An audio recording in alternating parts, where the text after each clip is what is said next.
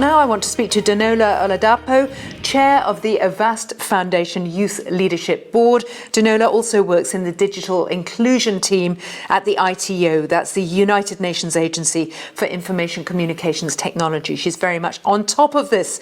Dunola, we're being asked to imagine a gender equal world. Obviously not there yet, but your thoughts as to what matters most. Where should we start to focus? Thank you so much for this opportunity. I'm very grateful to be here.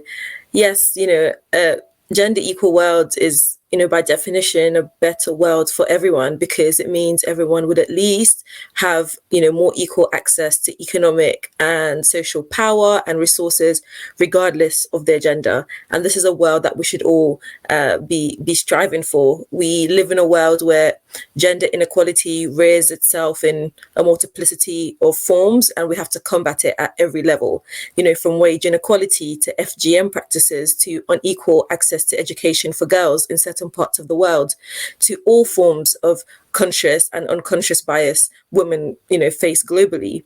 The challenges are really complex, as was said earlier, especially when you start to take into consideration cultural context and practices. So step one in tackling this will always be the acknowledgement, trying to really understand the issue and then creating awareness. And that's why conversations like the one we're having right now are just so important. About digital inclusion, it matters. It's a really important goal. But how do you start? How do you reach people who are off the radar, who don't have the access that many of us just take for granted?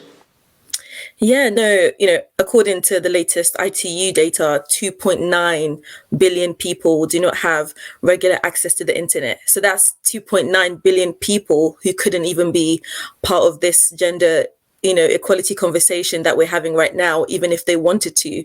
In 2020, only 57% of women across the world were online, compared to 62% of men online worldwide. So the gender digital divide is very real. To be able to provide access to the most marginalized groups across the world, we need a multi-stakeholder approach. The international organizations, the public sectors, private sector, foundations, academic institutions, individuals, we all really need to work together to really push the dial on this issue. And of course, with your role on the Youth Leadership Board, you're probably hearing things, you're probably hearing demands about what those of us who are older need to know. The assumptions there might be among those who are in their 40s and above. What kind of impatience do you hear? What kind of demands are you hearing?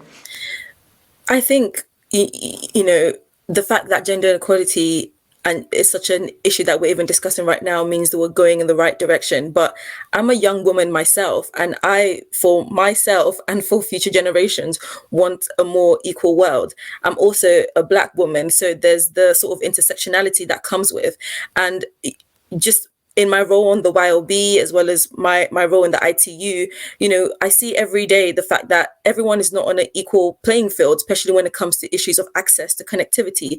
This is something that we all need to have top of mind, because if we have any level of privilege to even be able to be online to have this conversation, I think it's a responsibility for us to think of how others who don't have the same access could also gain that access as soon as possible.